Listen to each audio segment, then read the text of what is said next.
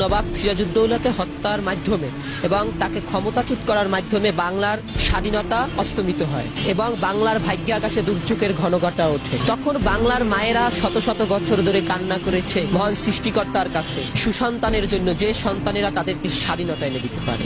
তাদের ভিতর অন্যতম ছিল মৌলানা আব্দুল হামিদ খান ভাসানী, বঙ্গবন্ধু শেখ মুজিবুর রহমান, হোসেন শহীদ সোহরাওয়ার্দী, শেরবাংলাকে ফজলুল হক, সেক্টর কমান্ডার, পরবর্তীতে যিনি রাষ্ট্রপতি হলেন জিয়াউর রহমান। দেশের প্রতি যারা ভালোবাসছেন, দেশের জন্য যারা আত্মত্যাগ করে গিয়েছেন, দেশের প্রতি যারা শ্রম দিয়ে গিয়েছেন, তাদের কথা ভুলে গেলে চলবে না। আজকে দেখুন, বঙ্গবন্ধু শেখ মুজিবুর রহমান 1971 সালের 7ই মার্চ যে তার একটি কালজয়ী ভাষণ দিয়েছেন, সেই ভাষণের মাধ্যমে সমগ্র জাতিকে একটা গণতন্ত্রকামী এবং একটা সাহসী জাতিতে রূপান্তর করেছিল এবং সমগ্র জাতি কিন্তু সেদিন বাঁশের লাঠিকে সমরাস্ত্রে রূপান্তরিত করেছিল। সেদিন যেই লোকটা নৌকা বাইছিল, সেই লোকটা বৈঠাকে সমরাস্ত্রে রূপান্তরিত করেছিল শুধু একটি কালজয়ী ভাষণে।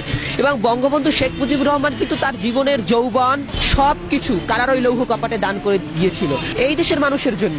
আজকে সবচেয়ে দুঃখের বিষয় হচ্ছে বঙ্গবন্ধুকে নিয়ে কটু কথা বলা হয়। আজকে জাতি কতটা ক্লান্তি লগ্নে পতিত হয়েছে, যে জাতি স্বাধীনতা সার্বভৌমত্বের জন্য যুগে যুগে কারারই লৌহ কপাটে জীবন দিয়েছে, যৌবন দিয়েছে, কেঁদেছে, তারপর সেই আম্রকাননের পলাশির প্রান্তরে পরাজিত হয়েছে, তারপর আবার 200 বছর পর স্বাধীনতা পেয়েছে। যেই সকল লোকগুলোর জন্য সেই সকল লোকদেরকে অপমান করে আজকে সেই সকল লোকদের এই মাটিতে বসে আজকে তাদেরকে কটু কথা বলছে। ছি, এগুলো আসলেই লজ্জা।